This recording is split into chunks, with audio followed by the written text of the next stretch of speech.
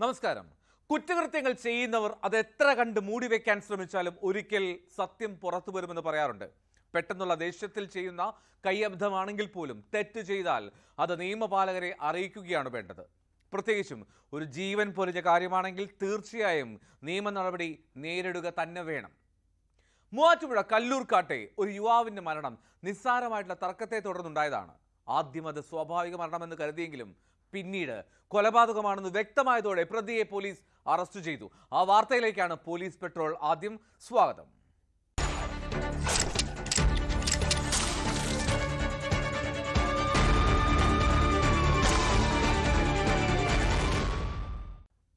മൂവാറ്റുപുഴ കല്ലൂർക്കാട് ഒഴിഞ്ഞുകിടന്ന വീട്ടിൽ യുവാവിനെ മരിച്ച നിലയിൽ കണ്ടെത്തിയ സംഭവം കൊലപാതകമാണ്. കേസിൽ ഒരാൾ അറസ്റ്റിലാവുകയും ചെയ്തു. കല്ലൂർക്കാട് സ്വദേശി കല്ലിങ്കൽ KG അനുവിനെ ഈ മാസം 16-ാം തീയതിയാണ് മരിച്ച നിലയിൽ കണ്ടെത്തുന്നത്. തലേ ദിവസം അനുവിനെ അടിച്ചു വീഴ്ത്തിയ പോത്താനിക്കാട് കീപ്പനശ്ശേരി സ്വദേശി എൽദോസ് ജോർജിനെയാണ് കല്ലൂർക്കാട് പോലീസ് അറസ്റ്റ് ചെയ്തത്. തർക്കത്തിനിടെ ഹെൽമറ്റ് കൊണ്ട് തലക്കടിച്ചതാണ് മരണത്തിന് കാരണമായത്.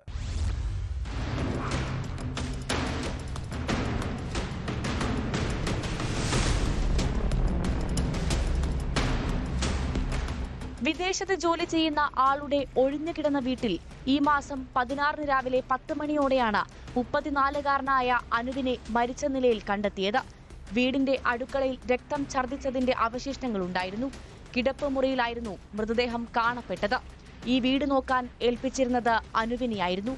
പോസ്റ്റ്മോർട്ടം റിപ്പോർട്ടിൽ തലച്ചോറിൽ രക്തസ്രാവമുണ്ടായതായി വ്യക്തമാക്കിയിരുന്നു.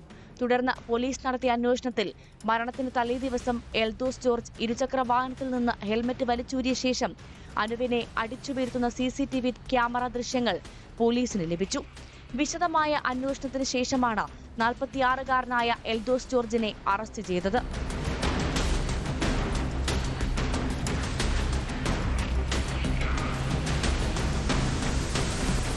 സംഭവത്തെക്കുറിച്ച് പോലീസ് പറയുന്നത് ഇങ്ങനെ: രാത്രി 8 മണിയോടെ അനു വീട്ടിലെത്തി നായയ്ക്ക് ഭക്ഷണം കൊടുത്ത ശേഷം ഗേറ്റ് പൂട്ടി തിരികെ സ്വന്തം വീട്ടിലേക്ക് പോകുകയാണ് പതിവ്.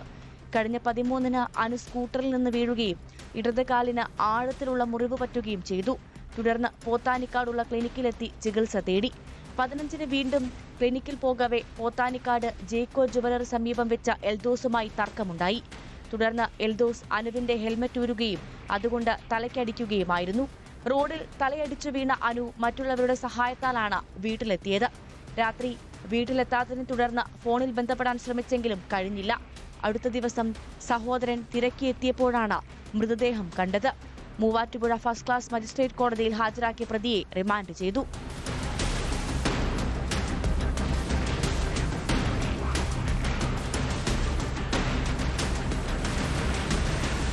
ന്യൂസ് 18 കോതമംഗലം. തിരുവനന്തപുരത്ത് IB ഉദ്യോഗസ്ഥ ട്രെയിനിന് മുന്നിൽ ചാടി മരിച്ചത് വലിയ തോതിൽ ചർച്ചയായതാണ്. ആ ആത്മഹത്യ ചെയ്തത് സഹപ്രവർത്തകനായ കാമുകനെ വിളിച്ചറിയിച്ച ശേഷമാണ് എന്നുള്ള വിവരമാണ് പുറത്തുവരുന്നത്. വിവാഹം കഴിക്കാനുള്ള തീരുമാനത്തിൽ നിന്ന് യുവാവ് പിന്മാറിയത് മേഘയെ അലട്ടിയിരുന്നുവെന്ന് സൂചനകളുണ്ട്. ജീവനൊടുക്കാൻ പോകുന്നുവെന്ന് അറിയിച്ചതിന് പിന്നാലെ മേഘ വാടകയ്ക്ക് താമസിച്ചിരുന്ന വീടിന്റെ ഉടമയുമായി പുരുഷ സുഹൃത്ത് ഫോണിൽ ബന്ധപ്പെട്ടിരുന്നതായി വിവരമുണ്ട്. യുവതി റെയിൽപാളത്തിൽ മരിച്ച നിലയിൽ കണ്ടെത്തിയ സംഭവത്തിൽ ബാഹ്യ ഇടപെടൽ പരിശോധിച്ചു വരികയാണ് പോലീസ്. അതേസമയം മരണത്തിൽ ദുരൂഹത ആരോപിക്കുകയാണ് യുവതിയുടെ കുടുംബം.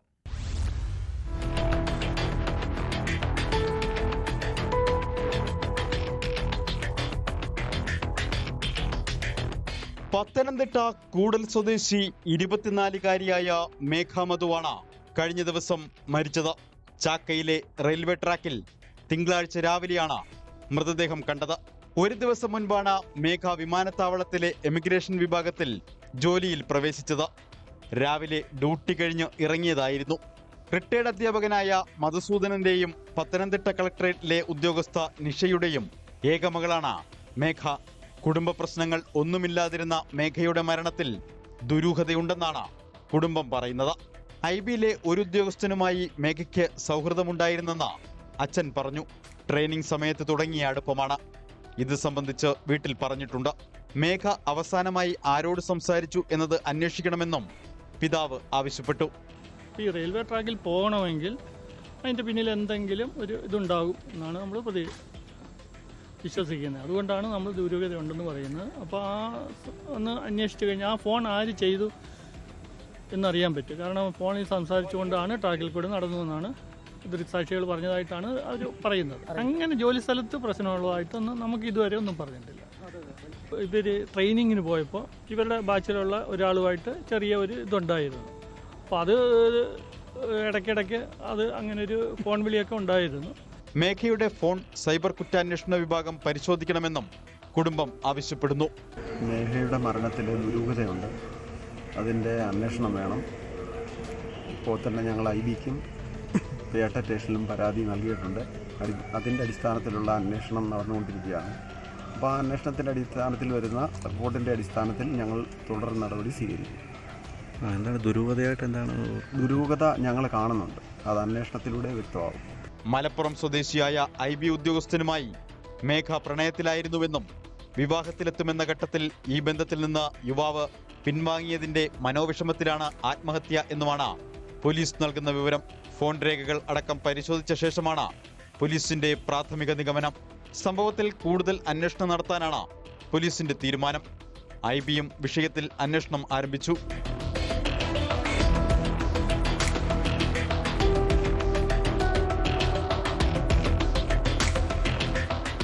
ന്യൂസ് 18 പത്തനംതിട്ട. സംസ്ഥാനത്ത് എവിടെയും ലഹരി സംഘങ്ങൾ അഴിഞ്ഞാടുകയാണ്. പാലക്കാട് വടക്കഞ്ചേരിയിൽ ലഹരിക്കടത്തുകാരനെ പിടികൂടാൻ ശ്രമിച്ച പോലീസുകാരനെ കാറിടിപ്പിച്ച് കൊല്ലാൻ ശ്രമിച്ചു. വടക്കഞ്ചേരി പോലീസ് സ്റ്റേഷനിലെ ASI ഉവൈസിനെയാണ് കൊല്ലാൻ ശ്രമിച്ചത്. ഉവൈസിന്റെ കാലിന് സാരമായി പരിക്കേൽക്കുകയും ചെയ്തു. കൂടെയുള്ള പോലീസുകാർ ചാടി മാറിയതുകൊണ്ടാണ് വലിയ അപകടമുണ്ടാകാതെ പോയത്. രക്ഷപ്പെട്ട പ്രതി കണ്ണമ്പ്ര സ്വദേശി പ്രതുലിനെ കോട്ടയം കറുകച്ചാലിൽ നിന്ന് അറസ്റ്റ് ചെയ്യുകയും ചെയ്തു.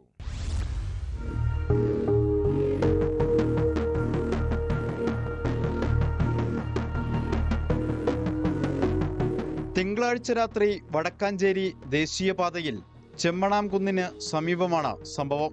ലഹരി വിൽപ്പനയുണ്ടെന്ന രഹസ്യ വിവരത്തെ തുടർന്ന് സ്ഥലത്തെത്തിയപ്പോഴാണ് പോലീസുകാരനെ കാറിടിച്ച് കൊല്ലാൻ ശ്രമിച്ചത്. കാറിൽ നിന്ന് പ്രതിയെ ഇറക്കാൻ ശ്രമിക്കുന്നതിനിടെ പെട്ടെന്ന് വാഹനം മുന്നോട്ടെടുക്കുകയായിരുന്നു. വടക്കാഞ്ചേരി സ്റ്റേഷനിലെ ഗ്രേഡ് ASI ആലത്തൂർ സ്വദേശി ഉവൈസിന്റെ കാൽപാദത്തിലൂടെ വണ്ടി കയറി.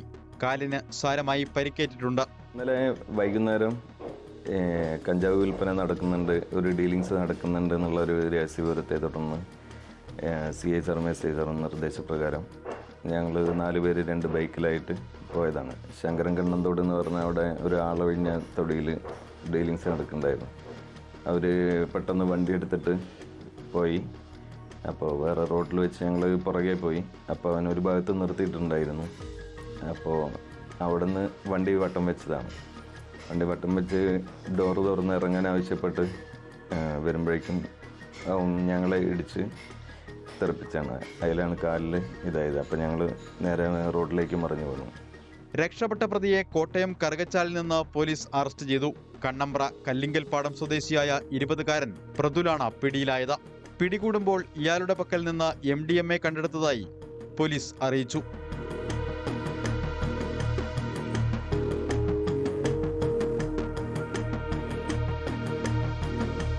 ന്യൂസ് 18 പാലക്കാട്. സഹപാഠിയുടെ നമ്പർ ചോദിച്ചപ്പോൾ ഇല്ലെന്ന് പറഞ്ഞതോടെ വിദ്യാർത്ഥിയെ ബൈക്കിൽ തട്ടിക്കൊണ്ടുപോയി മർദ്ദിച്ചു ലഹരി സംഘം. മലപ്പുറം എടപ്പാളിലാണ് ഈ സംഭവം. വടിവാൾ കാണിച്ചും കുട്ടിയെ ഭീഷണിപ്പെടുത്തുകയും ചെയ്തു. സംഭവത്തിന്റെ ദൃശ്യങ്ങൾ പുറത്തു വന്നതോടെ പോലീസ് നടത്തിയ അന്വേഷണത്തിൽ 3 പേരാണ് പിടിയിലായത്.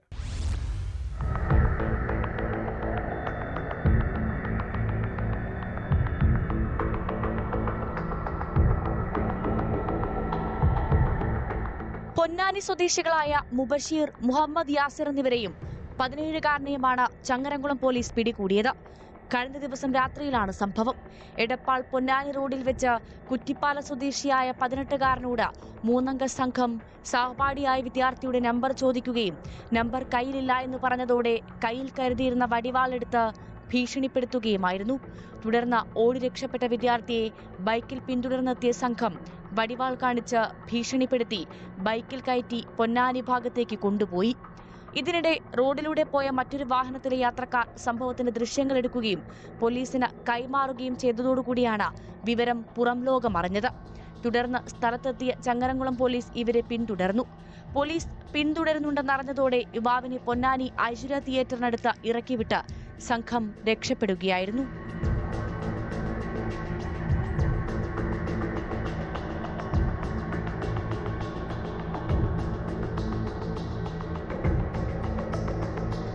ചങ്ങരംകുളം സിഐ ഷൈനിന്റെ നേതൃത്വത്തിൽ പോലീസ് നടത്തിയ അന്വേഷണത്തിൽ പ്രദേശത്തെ ലഹരി സംഘങ്ങളാണ് സംഭവത്തിന് പിന്നിലെന്ന് വ്യക്തമായി.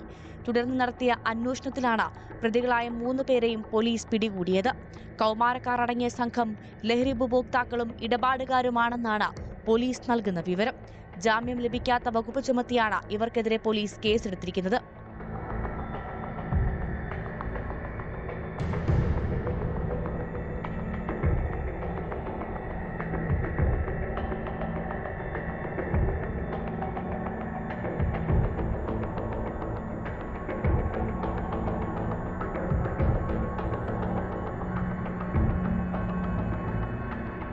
ന്യൂസ് 18 തിരൂർ. കോഴിക്കോട് ബാലുശ്ശേരിയിലെ ഒരു കുടുംബത്തിലെ ദുരന്തങ്ങൾ ആരെയും ഞെട്ടിപ്പിക്കുന്നതാണ്. പനായി പുത്തൂർവട്ടത്തുള്ള വീട്ടിലെ 2 ആൺമക്കളും മാനസിക വെല്ലുവിളി നേരിടുന്നവരാണ്. പുറമെ ലഹരി ഉപയോഗവും. 8 വർഷം മുമ്പ് ഇളയ മകൻ അമ്മയെ വെട്ടിക്കൊന്ന ശേഷം ജീവനൊടുക്കി. മൂത്ത മകൻ സുധീഷിനൊപ്പമായിരുന്നു പിന്നീട് അച്ഛൻ അശോകന്റെ താമസം. കഴിഞ്ഞ ദിവസം രാത്രിയിൽ സുധീഷ് അശോകനെ കമ്പിവടി കൊണ്ട് അടിച്ചുകൊന്നു. സുധീഷ് മുമ്പും അശോകനെ ആക്രമിച്ചിട്ടുണ്ട് എന്നാണ് നാട്ടുകാർ പറയുന്നത്.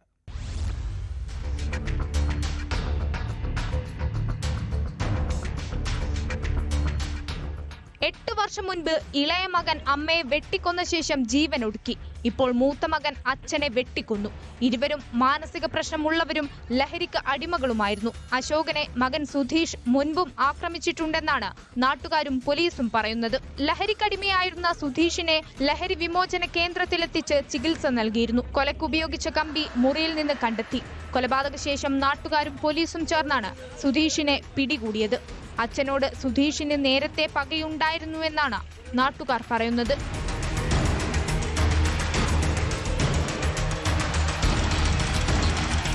ന്യൂസ് 18 കോഴിക്കോട്.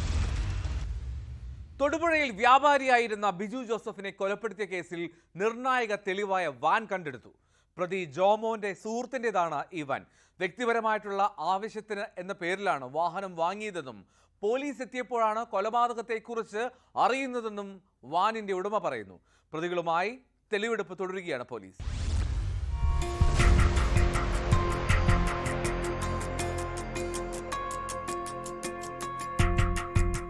ബിജു ജോസഫിന്റെ കൊലപാതകത്തിൽ നിർണായക തെളിവായ വാനാണ് കണ്ടെത്തിയത്. മുഖ്യപ്രതി ജോമോന്റെ സുഹൃത്ത് സിജോയുടെ ഉടമസ്ഥതയിലുള്ള വാൻ കലയന്താനിയിലെ വീട്ടുവളപ്പിലാണ് അന്വേഷണ സംഘം കണ്ടെത്തിയത്. ഭാര്യയെ ആശുപത്രിയിൽ കൊണ്ടുപോകാനെന്ന പേരിലാണ് ജോമോൻ വാൻ വാങ്ങിയത്. കൊലപാതകത്തിന് ശേഷം വാഹനം അഞ്ചിരക്കവലയിലെ സുഹൃത്തിന്റെ വീട്ടിലെത്തിച്ച് മടക്കി നൽകി. പോലീസ് എത്തിയപ്പോൾ മാത്രമാണ് കൊലപാതകത്തെക്കുറിച്ച് അറിഞ്ഞതെന്നും ഉടമ സിജോ പറയുന്നു. ജോമോൻ ഹോസ്പിറ്റലിൽ പോകാൻ പറഞ്ഞ വാഹനം എടുത്തുകൊണ്ട് പോയത്. ബുധനാഴ്ച എടുത്തുകൊണ്ട് പോയി, വ്യാഴാഴ്ച രാവിലെ 9 മണിയൊക്കെ തിരിച്ചുകൊണ്ടിടുകയും ചെയ്തു. പിന്നെ അത് കഴിഞ്ഞ വാർത്തയിൽ നമുക്കാണ് നമ്മൾ സംഭവം അറിയുന്നത്. ജോമോനെ നേരത്തെ അറിയാം? ജോമോനോട് പണ്ട് കാറ്ററിംഗ് വിളിച്ചിട്ടുണ്ട്. ബിജുവിനെ അറിയാം? ബിജുവിൻ്റെ വീട്ടിൽ പണിക്ക് പോയിട്ടുണ്ട്. വാനിന്റെ പിൻസീറ്റിലും പ്ലാറ്റ്ഫോമിലും രക്തക്കറ കണ്ടെത്തി. ബിജുവിന്റെ സ്കൂട്ടർ കൊച്ചി വൈപ്പിനിൽ ഉപേക്ഷിച്ചെന്നാണ് പ്രതികളുടെ മൊഴി. 1-ാം പ്രതി ജോമോനുമായി അന്വേഷണ സംഘം തെളിവെടുപ്പ് നടത്തി. കേസിലെ 2-ാം പ്രതി ആഷിഖിനെയും തൊടുപുഴയിലെത്തിച്ച് തെളിവെടുക്കും.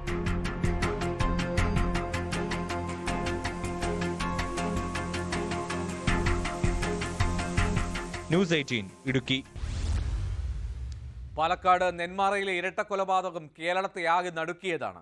കേസിൽ അന്വേഷണ സംഘം കുറ്റപത്രം സമർപ്പിച്ചു. കൊലപാതകം നടന്ന് 58-ാം ദിവസമാണ് Alathur judicial first class magistrate കോടതിയിൽ ഈ കുറ്റപത്രം സമർപ്പിക്കുന്നത്.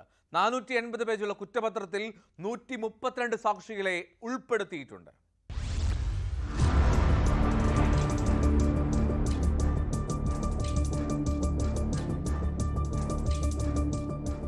വ്യക്തിവൈരാഗ്യത്തിന്റെ പേരിൽ കഴിഞ്ഞ ജനുവരി 27-നാണ് പോത്തുണ്ടി സ്വദേശി സുധാകരൻ, അമ്മ ലക്ഷ്മി എന്നിവരെ അയൽവാസിയായ ചെന്താമര വെട്ടിക്കൊലപ്പെടുത്തിയത്. സുധാകരന്റെ ഭാര്യ സജിതയെ 2019-ൽ കൊലപ്പെടുത്തിയ കേസിൽ ജാമ്യത്തിലിറങ്ങിയ സമയത്തായിരുന്നു ചെന്താമര ഇരട്ടക്കൊലപാതകം നടത്തിയത്. 480 പേജുള്ള കുറ്റപത്രത്തിൽ പോലീസുകാർ ഉൾപ്പെടെ 132 സാക്ഷികളാണുള്ളത്. 60-ലധികം രേഖകളും ഫോറൻസിക് പരിശോധനാ ഫലം ഉൾപ്പെടെയുള്ള ശാസ്ത്രീയ തെളിവുകളും കുറ്റപത്രത്തിലുണ്ട്. കൊലപാതക സമയം, നിർണായക സാക്ഷികളുടെ സാന്നിധ്യം തെളിയിക്കുന്ന ഗൂഗിൾ ടൈം ലൈൻ മാപ്പും കുറ്റപത്രത്തിലെ ശാസ്ത്രീയ രേഖയാണ്. ലക്ഷ്മിയെ ചെന്താമര കൊലപ്പെടുത്തുന്നത് നേരിൽ കണ്ട ഏക ദൃക്സാക്ഷിയുടെ മൊഴിയും ചിറ്റൂർ കോടതിയിൽ രേഖപ്പെടുത്തിയ 8 പേരുടെ രഹസ്യമൊഴിയും കേസിൽ നിർണായകമാകും.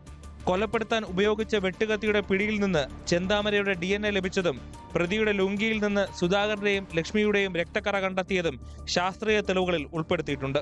പ്രതി മാനസിക രോഗിയല്ലെന്ന് തെളിയിക്കുന്ന രേഖകളും കുറ്റപത്രത്തിനൊപ്പം സമർപ്പിച്ചിട്ടുണ്ട്. സജിതയെ കൊലപ്പെടുത്തിയ കേസിലെ മുഴുവൻ പരിശോധനാ ഫലവും ലഭിച്ചതിനാൽ ഈ കേസിലും ഒരേ സമയം വിചാരണ നടപടികൾ തുടങ്ങാനാവുമെന്ന് അന്വേഷണ സംഘം വ്യക്തമാക്കി. ഇപ്പോൾ 58th ഡേ ആണ്, 58ാം ദിവസമാണ് ഉള്ളത്. സോ ഫാസ്റ്റ് ട്രാക്ക് ബേസിസിൽ ഇൻവെസ്റ്റിഗേഷൻ ചെയ്തിട്ട് ഏകദേശം ഇൻവെസ്റ്റിഗേഷൻ നമ്മുടെ പൂർത്തിയായിട്ടുണ്ട്. സോ കോൺസിക്വൻ്റ്ലി നമുക്ക് ചാർജ് കിട്ടും. ചാലഞ്ചിങ് പറഞ്ഞാൽ ഒരു ഫസ്റ്റ് ഓഫ് ആൾ സെൻസിറ്റീവ് കേസാണ്. സോ നമുക്ക് എല്ലാം എവിഡൻസ് വളരെ കൃത്യമായിട്ട് കളക്ട് ചെയ്യണം, അത് കൃത്യമായിട്ട് നമ്മുടെ കേസിലേക്ക് കൊണ്ടുവരണം.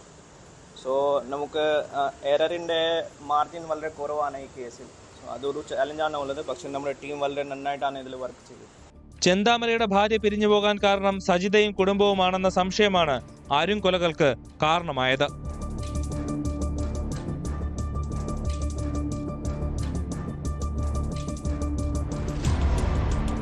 ന്യൂസ് 18 പാലക്കാട്. കേരളത്തെ ഞെട്ടിച്ച ഇലന്തൂർ നരബലി കേസിൽ വിചാരണ നടപടിയിലേക്ക് കോടതി കടന്നു. പ്രതികൾക്കെതിരെ ഏപ്രിൽ 1 കോടതി കുറ്റം ചുമത്തും. പ്രതികളുടെ വിടുതൽ ഹർജിയിലും കോടതി അന്നു തന്നെ വിധി പറയും.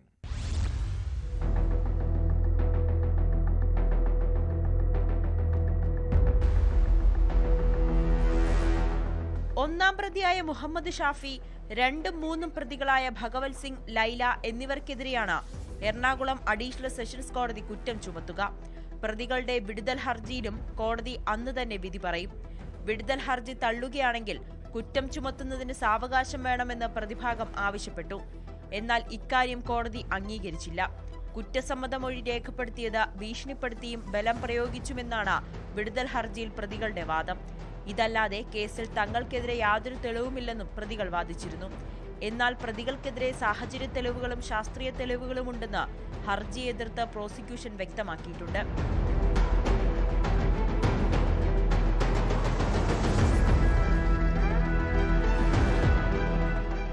2022 ലോട്ടറി വിൽപ്പനക്കാരികളായ കാലടി സ്വദേശി റോസ്ലിൻ, കടവന്ത്ര പൊന്നുരുന്നി സ്വദേശി പത്മം എന്നിവരെ ബലി നൽകി കൊലപ്പെടുത്തിയെന്ന് കേരളം കേട്ടത്. പോലീസിന്റെ തുടരന്വേഷണത്തിൽ എറണാകുളം ഗാന്ധിനഗർ സ്വദേശിയും കുപ്രസിദ്ധ കുറ്റവാളിയുമായ മുഹമ്മദ് ഷാഫി, പത്തനംതിട്ട ഇലന്തൂർ നിവാസിയായ ഭഗവത് സിംഗ് ഭാര്യ ലൈല എന്നിവരെ അറസ്റ്റ് ചെയ്തു. ഭഗവത് സിംഗിന്റെ കുടുംബത്തിന്റെ സാമ്പത്തിക അഭിവൃദ്ധിക്കായിരുന്നു നരബലി.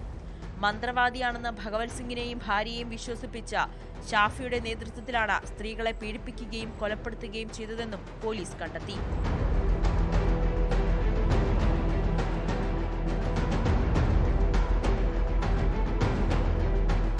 ന്യൂസ് 18 കൊച്ചി. നെയ്യാറ്റിൻകര പൊറ്റേൽ കടയിലെ സൗമ്യ കൊലക്കേസിൽ പ്രതിയായ ഭർത്താവ് അനിൽകുമാറിന് ജീവപര്യന്തം കഠിന തടവും 50,000 രൂപ പിഴയും ശിക്ഷ. നെയ്യാറ്റിൻകര അഡീഷണൽ ജില്ലാ കോടതി ജഡ്ജി AM ബഷീറാണ് ശിക്ഷ വിധിച്ചത്. സംശയം മൂലം ഭാര്യയെ സ്ഥിരമായി ഉപദ്രവിക്കുമായിരുന്ന അനിൽകുമാർ കഴുത്തു ഞെരിച്ച് കൊന്ന ശേഷം ആത്മഹത്യയാണെന്ന് വരുത്താൻ ശ്രമിച്ചുവെന്നാണ് കേസ്. 2012 ഫെബ്രുവരി 7 നാടിനെ നടുക്കിയ ഈ കൊലപാതകം.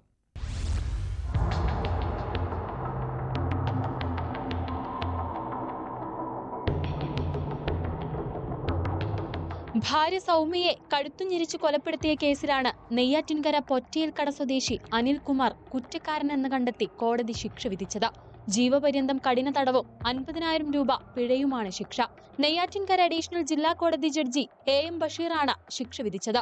2012 ഫെബ്രുവരി 7 കൊലപാതകം. തെളിവിന്റെ അഭാവത്തിൽ 2ാം പ്രതി ബാബുവിനെ കോടതി വെറുതെ വിട്ടു.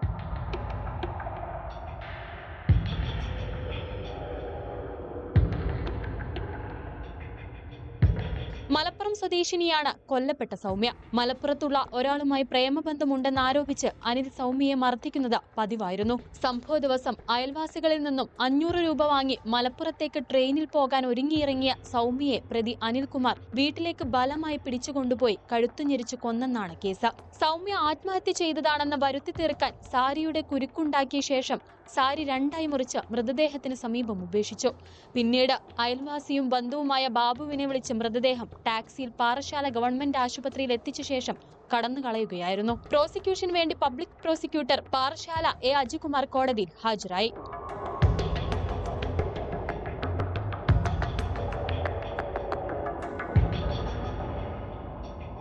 ന്യൂസ് 18 നെയ്യാറ്റിൻകര.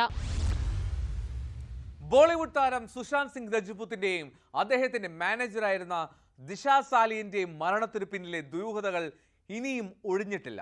2020 ജൂണിൽ 14 നില കെട്ടിടത്തിന് മുകളിൽ നിന്ന് വീണു മരിച്ച നിലയിൽ ദിശയുടെ മൃതദേഹം കണ്ടെത്തിയതിന് ഒരാഴ്ചയ്ക്ക് ശേഷമാണ് സുശാന്തിനെ അപ്പാർട്ട്മെന്റിൽ മരിച്ച നിലയിൽ കണ്ടെത്തുന്നത്. സുശാന്തിന്റെ മരണത്തിൽ ആരോപണ വിധേയരായ നടി റിയ ചക്രവർത്തിക്കും കുടുംബത്തിനും CBI കഴിഞ്ഞ ദിവസം ക്ലീൻ ചിറ്റ് നൽകിയിരുന്നു. അതേസമയം ദിശയുടെ മരണത്തിൽ മുൻ മന്ത്രിയും MLAയുമായ ആദിത്യ താക്കറെ അടക്കമുള്ളവർക്ക് പങ്കുണ്ട് എന്നതാണ് കുടുംബത്തിന്റെ ആരോപണം. ആദിത്യയും റിയ ചക്രവർത്തിയും അടക്കമുള്ളവർക്കെതിരെ നൽകിയ പുതിയ പരാതിയിൽ പോലീസ് FIR രജിസ്റ്റർ ചെയ്തതായി റിപ്പോർട്ടുകൾ വരുന്നു.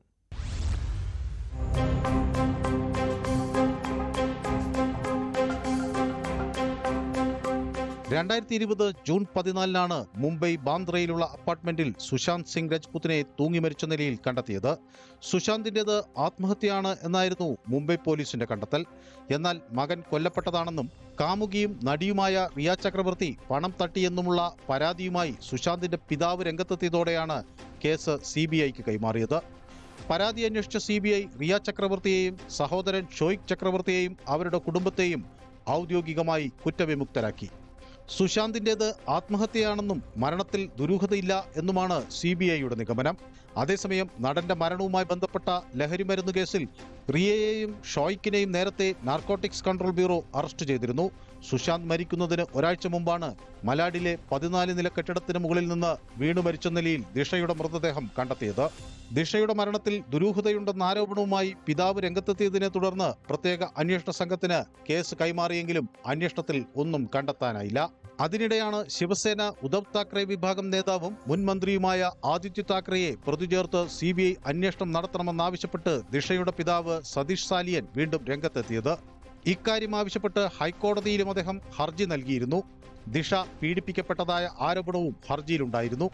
സതീഷ് സാലിയൻ നൽകിയ പുതിയ പരാതിയിൽ ആദിത്യ താക്കറെ, അഭിനേതാക്കളായ റിയ ചക്രവർത്തി, ഡിനോ മോറിയ, സൂരജ് പഞ്ചോളി എന്നിവർ അടക്കമുള്ളവർക്കെതിരെ FIR രജിസ്റ്റർ ചെയ്തതായാണ് പുതിയ റിപ്പോർട്ടുകൾ. അതേസമയം പുനരന്വേഷണം വേണമെന്ന ആവശ്യം തന്നെ അപകീർത്തിപ്പെടുത്താനാണെന്നും വിഷയം നിയമപരമായി നേരിടും എന്നുമാണ് ആദിത്യ താക്കറെ വ്യക്തമാക്കിയിട്ടുള്ളത്.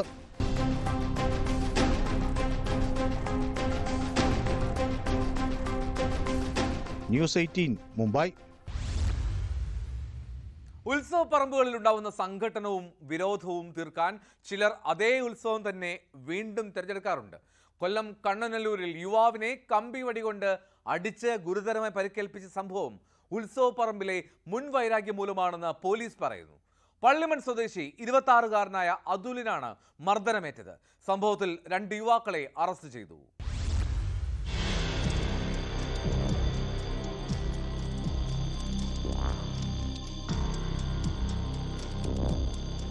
കണ്ണനല്ലൂർ സ്വദേശി 25-കാരൻ നവനീത്, കൊട്ടാരക്കര പവിത്രേശ്വരം സ്വദേശി 25 വയസ്സുള്ള അഭിജിത്ത് എന്നിവരാണ് പിടിയിലായത്. യുവാവിനെ കമ്പിവടി കൊണ്ടടിച്ച് ഗുരുതരമായി പരുക്കേൽപ്പിച്ച കേസിലാണ് ഇരുവരും അറസ്റ്റിലായത്. കഴിഞ്ഞ വർഷം ഉത്സവാഘോഷത്തിൽ പള്ളിമൺ സ്വദേശി 26-കാരനായ അതുൽ എന്ന യുവാവുമായി ഇരുവരും സംഘട്ടനമുണ്ടായിരുന്നു. കഴിഞ്ഞ ചൊവ്വാഴ്ച രാത്രി 10 മണിയോടെ പഴങ്ങാലം മജിസ്ട്രേറ്റ് മുക്കിലെ കോളൂർ ക്ഷേത്ര ഗ്രൗണ്ടിൽ ഉത്സവം കാണാൻ എത്തിയിരുന്നു അതുൽ. സ്ഥലത്തെത്തിയ പ്രതികൾ അതുലിനെ വകവരുത്തുക എന്ന ഉദ്ദേശത്തോടെ ആക്രമിക്കുകയായിരുന്നു എന്നാണ് FIRൽ പറയുന്നത്.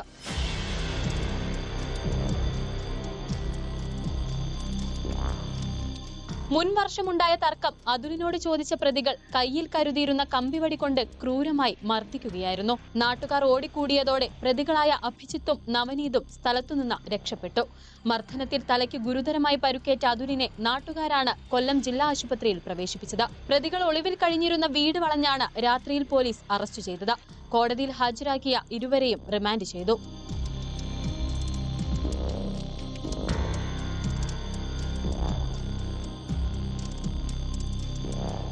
ന്യൂസ് 18 കൊട്ടാരക്കര.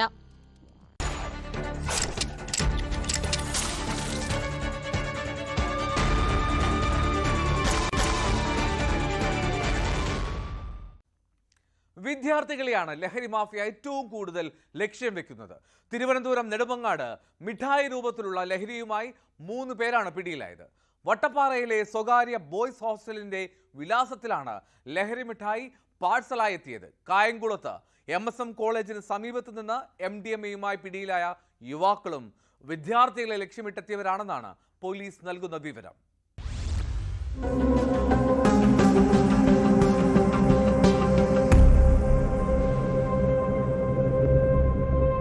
മിഠായി രൂപത്തിലുള്ള ലഹരി മരുന്നുമായി 3 തമിഴ്നാട് സ്വദേശികളാണ് നെടുമങ്ങാട് അറസ്റ്റിലായത്. പ്രശാന്ത്, ഗണേഷ്, മാർഗ എന്നിവരെയാണ് പിടികൂടിയത്. വട്ടപ്പാറയിലെ സ്വകാര്യ ബോയ്സ് ഹോസ്റ്റലിന്റെ വിലാസത്തിലെത്തിയ പാഴ്സലിൽ നിന്നാണ് കറുപ്പ് നിറത്തിലുള്ള 105 ലഹരി മിഠായികൾ കണ്ടെത്തിയത്. ഈ പാഴ്സൽ വാങ്ങുന്നതിനിടെ രാത്രി 8 മണിയോടെയാണ് പ്രതികളെ പിടിച്ചതെന്ന് പോലീസ് വ്യക്തമാക്കി. ടൈൽസ് ജോലി ചെയ്യുന്ന പ്രതികൾ ബോയ്സ് ഹോസ്റ്റലിനു സമീപം വാടക വീട്ടിലാണ് താമസം. റൂറൽ SPക്ക് ലഭിച്ച രഹസ്യ വിവരത്തിന്റെ അടിസ്ഥാനത്തിൽ ഡാൻസ് ഓഫ് സംഘം നടത്തിയ പരിശോധനയിലാണ് ലഹരി മിഠായി പിടിച്ചത്. ടെട്രാ ഹൈഡ്രോ കനാമിനോൾ എന്ന ലഹരി വസ്തുവാണ് മിഠായിൽ അടങ്ങിയിരിക്കുന്നതെന്ന് പോലീസ് പറഞ്ഞു. ചരസ് മിഠായി, ഗഞ്ച ടോഫി എന്നെല്ലാമാണ് ഇതിന്റെ വിളിപ്പേര്. സ്കൂളുകൾ, കോളേജുകൾ, ട്യൂഷൻ സെന്ററുകൾ എന്നിവ കേന്ദ്രീകരിച്ച് വിൽപ്പനയ്ക്ക് എത്തിച്ചതാണ് ലഹരി മിഠായികൾ എന്നാണ് പോലീസ് കരുതുന്നത്.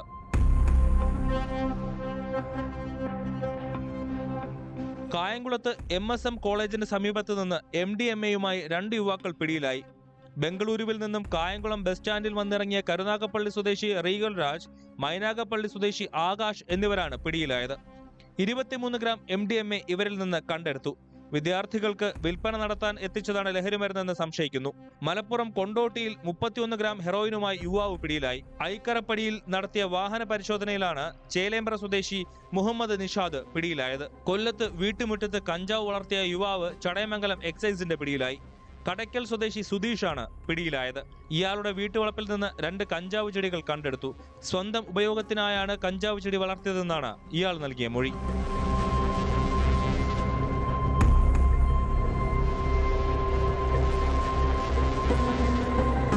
വിവിധ ബ്യൂറോകൾക്കൊപ്പം ന്യൂസ് ഡെസ്ക്, ന്യൂസ് 18. പാലക്കാട് വാളയാറിൽ MDMAയുമായി പിടിയിലായ അമ്മയും മകനും ദീർഘനാളായി എക്സൈസിന്റെ നോട്ടപ്പുള്ളികളാണ്. പിടിയിലായ അശ്വതി ബംഗളൂരുവിൽ നിന്ന് വർഷങ്ങളായി ലഹരി കടത്തുന്നുണ്ട് എന്നാണ് എക്സൈസ് പറയുന്നത്. ഭർത്താവ് ഉപേക്ഷിച്ചു പോയ ശേഷമാണ് ലഹരി ഉപയോഗം തുടങ്ങിയത് എന്നാണ് അശ്വതിയുടെ മൊഴി.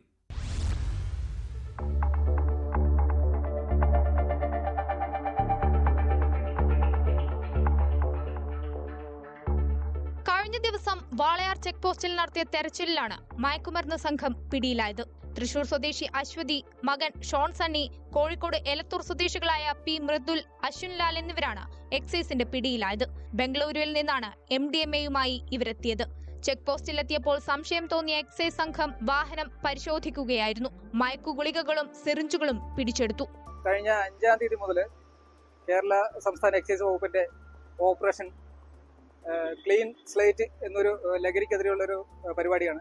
അതിന്റെ ഭാഗമായിട്ട് ഊർജിതമായിട്ടുള്ള വാഹന പരിശോധന മറ്റും നടത്തിക്കൊണ്ടിരിക്കുന്നു.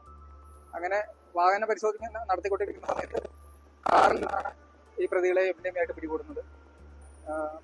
ഇവര് ബാംഗ്ലൂരിൽ നിന്നാണ് കൊണ്ടുവരുന്നതെന്നാണ് അന്വേഷണത്തിൽ അറിയാൻ കഴിഞ്ഞത്. ഇപ്പോൾ ഇത് ഉദ്ദേശം 12 ഗ്രാമോളം ഉണ്ട്. MDMA ആണ്, മാരക മയക്കുമരുന്നായിട്ടുള്ള MDMA ആണ് ഇപ്പോൾ കണ്ടെടുത്തിട്ടുള്ളത്. നേരത്തെയും അശ്വതി ലഹരി കടത്തിയിരുന്നതായാണ് എക്സൈസ് പറയുന്നത്. ഭർത്താവ് ഉപേക്ഷിച്ചു പോയതിനു ശേഷമാണ് ലഹരി ഉപയോഗം തുടങ്ങിയതെന്നാണ് പിടിയിലായ അശ്വതിയുടെ മൊഴി. എലത്തൂർ സ്വദേശി മൃദുലിന്റെ പ്രേരണയിലാണ് ലഹരി ഉപയോഗത്തിലേക്കും കടത്തിലേക്കും എത്തിയത്. മയക്കുമരുന്ന് എറണാകുളത്തെത്തിച്ച് ചില്ലറ വിൽപ്പന നടത്തുന്നതാണ് സംഘത്തിന്റെ രീതി. സംഘത്തിലെ കൂടുതൽ പേർക്കായി അന്വേഷണം ഊർജിതമാക്കി.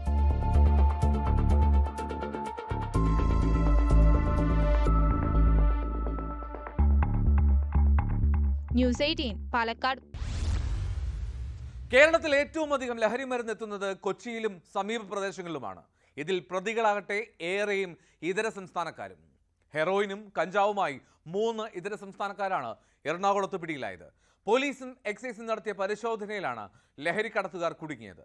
20 ഗ്രാം ഹെറോയിനുമായി അസം സ്വദേശിയെ എക്സൈസ് പിടികൂടിയപ്പോൾ കഞ്ചാവിന്റെ സാമ്പിൾ കൊടുത്ത് ഡീൽ ഉറപ്പിക്കുന്ന ഒഡീഷ സംഘത്തെ പോലീസ് പിടികൂടി.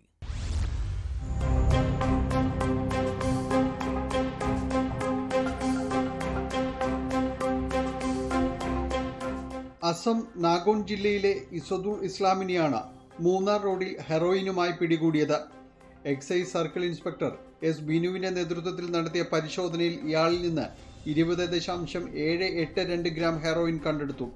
Assistant excise inspector Salim Yusuf, civil excise ഓഫീസർമാരായ നവാസ് CM, ജിഷ്ണു എന്നിവർ പരിശോധനയിൽ പങ്കെടുത്തു. ഗഞ്ചാവിന്റെ സാമ്പിൾ കാണിച്ച് ലൈവായി ഡീൽ ഉറപ്പിക്കുന്ന സംഘത്തെയാണ് കുറുപ്പുംപടി പോലീസ് തിങ്കളാഴ്ച രാത്രി അറസ്റ്റ് ചെയ്തത്. മേദല തുരങ്കം ഭാഗത്ത് കഞ്ചാവ് വിൽപ്പനയ്ക്കായി നിൽക്കുമ്പോഴാണ് ഒഡീഷ സ്വദേശി സന്തോഷ് മഹന്തി, അസം സ്വദേശി ദീനുൽ ഇസ്ലാം എന്നിവരെ പോലീസ് അറസ്റ്റ് ചെയ്തത്. ഇവരുടെ കയ്യിൽ നിന്ന് 2.5 കിലോയിലധികം കഞ്ചാവ് പിടിച്ചെടുത്തു. പ്രതികളെ ചോദ്യം ചെയ്തപ്പോഴാണ് ഇവരിൽ ഒരാൾ ആവശ്യക്കാർക്ക് സാമ്പിൾ കാണിച്ച് കച്ചവടം ഉറപ്പിക്കുന്ന ആളാണെന്ന് മനസ്സിലായത്. ഇയാൾ പറയുന്നതനുസരിച്ച് മറ്റേയാൾ വലിയ അളവിൽ കഞ്ചാവ് എത്തിച്ചു നൽകും. ആവശ്യക്കാരെ സാമ്പിൾ കാണിച്ച് ലഹരിയുടെ തോത് മനസ്സിലാക്കിയാണ് വിൽപ്പന. ബൾക്ക് ക്വാണ്ടിറ്റി കഞ്ചാവ് കൊണ്ടുവന്ന്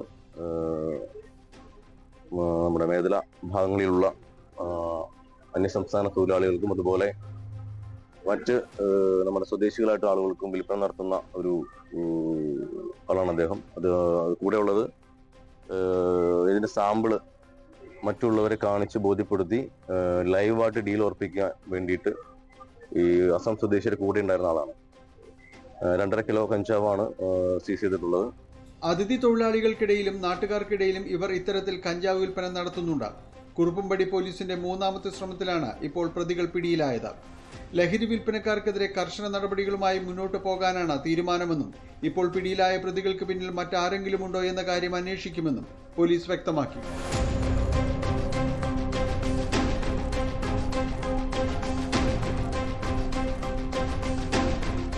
ന്യൂസ് 18 കൊച്ചി. ഏറെ രാഷ്ട്രീയ വിവാദങ്ങളുണ്ടാക്കിയ കൊടകര കുഴൽപ്പണക്കേസിൽ BJPക്കും കെ സുരേന്ദ്രനും EDയുടെ ക്ലീൻ ചിറ്റ്. കേസിൽ ED കുറ്റപത്രം സമർപ്പിച്ചു. ആകെ 23 പ്രതികളാണ് ഉള്ളത്. വസ്തു വാങ്ങുന്നതിനായി കൊടുത്തുവിട്ട പണം കൊള്ളയടിച്ചു എന്നാണ് കലൂർ PMLA കോടതിയിൽ സമർപ്പിച്ച കുറ്റപത്രത്തിൽ ED വിശദീകരിക്കുന്നത്.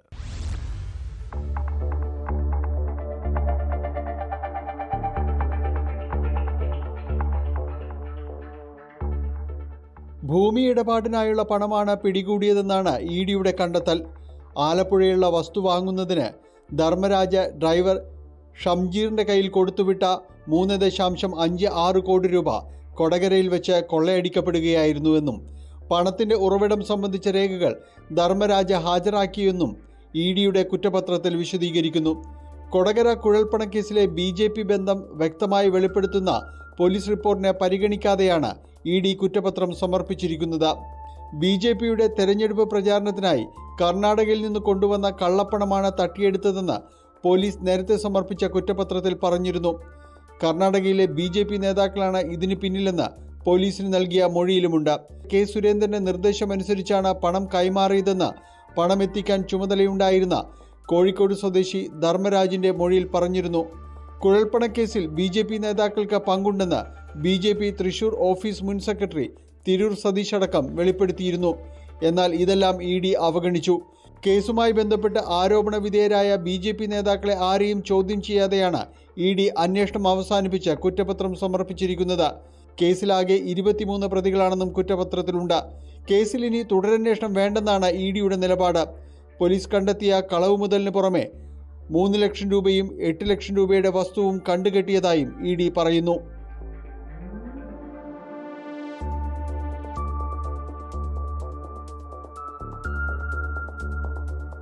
News 18 Kochi. ADGP MR Ajith കുമാറിന് വിജിലൻസ് നൽകിയ ക്ലീൻ ചിറ്റ് കോടതിയെ അറിയിക്കാതിരിക്കുകയാണ് സർക്കാർ. അന്വേഷണം പൂർത്തിയായില്ലെന്നും പൂർത്തിയാക്കാൻ 45 ദിവസത്തെ സമയം ഇനിയും വേണമെന്നും സർക്കാർ കോടതിയെ അറിയിച്ചു. പൂരവിവാദത്തിലെ ത്രിതല അന്വേഷണത്തിന്റെ ഭാഗമായി മന്ത്രി കെ രാജനിൽ നിന്ന് അന്വേഷണ സംഘം മൊഴിയെടുക്കുകയും ചെയ്യും.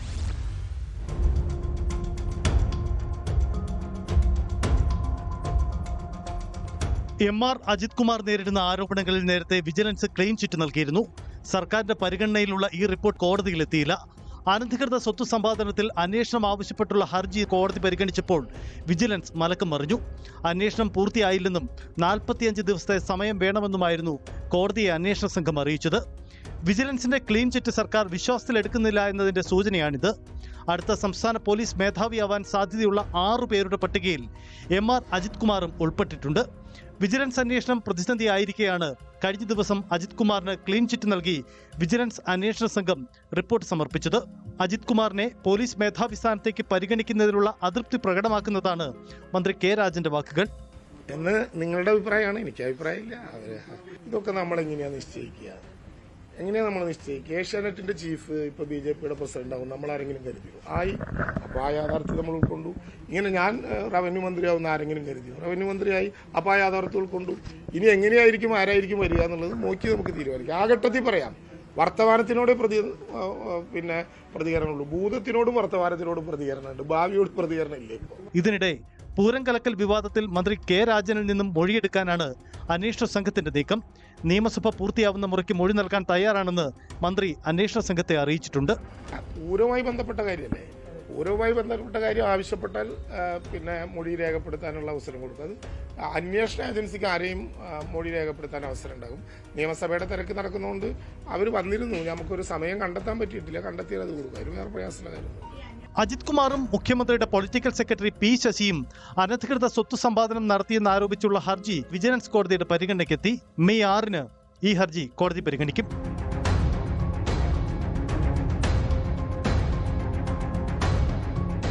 ന്യൂസ് 18 തിരുവനന്തപുരം. കൊച്ചിയിലെ കലൂർ സ്റ്റേഡിയത്തിൽ നൃത്ത പരിപാടിക്കിടെ ഉമാ തോമസ് MLA അപകടത്തിൽപ്പെട്ട സംഭവത്തിൽ GCDAക്ക് ക്ലീൻ ചിറ്റ് നൽകി പോലീസിന്റെ കുറ്റപത്രം. വേദിയൊരുക്കിയ മൃദംഗാഭിഷന് ഗുരുതര വീഴ്ച സംഭവിച്ചുവെന്നും കുറ്റപത്രത്തിൽ പറയുന്നു. അന്വേഷണം പൂർത്തിയായ കേസിൽ ഉടൻ കുറ്റപത്രം സമർപ്പിക്കും.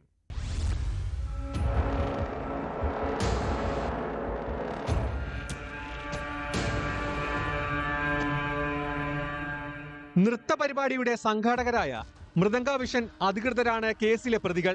സ്റ്റേജ് നിർമ്മാണവുമായി ബന്ധപ്പെട്ട് പാലിക്കേണ്ട ഒരു ചട്ടവും മൃദംഗാഭിഷൻ പാലിച്ചിരുന്നില്ലെന്നാണ് പോലീസിന്റെ കണ്ടെത്തൽ.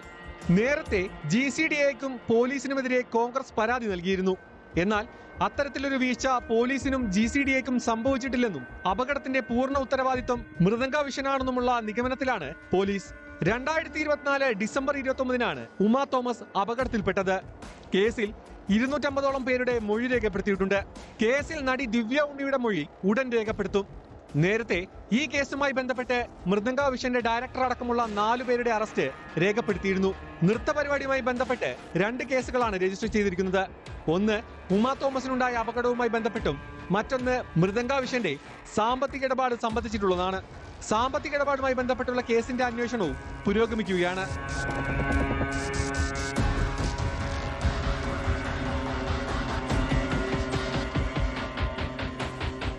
ന്യൂസ് 18 കൊച്ചി. കുറ്റകൃത്യങ്ങൾ ലോകത്തെ മറ്റു ചില വാർത്തകൾ നോക്കാം ചുരുക്കത്തിൽ. KC വേണുഗോപാൽ MPയുടെ പേരിൽ ഫേസ്ബുക്കിൽ വ്യാജ അക്കൗണ്ട് സൃഷ്ടിച്ച തട്ടിപ്പിന് ശ്രമം. അടിയന്തര ഇടപെടൽ ആവശ്യപ്പെട്ട് MPയുടെ ഓഫീസ് പോലീസിന് പരാതി നൽകി. കൊല്ലം പുനലൂരിലും പരിസര പ്രദേശങ്ങളിലും മോഷണം നടത്തിയിരുന്ന അന്തർ സംസ്ഥാന മോഷ്ടാവുമായി തെളിവെടുപ്പ് നടത്തി. ഇതര സംസ്ഥാനങ്ങളിലും നിരവധി കേസുകളിൽ പ്രതിയുമായ കുന്നിക്കോട് സ്വദേശി ഷിബു എന്ന ഷിജുവിനെയാണ് സ്ഥലത്തെത്തിച്ച് തെളിവെടുത്തത്.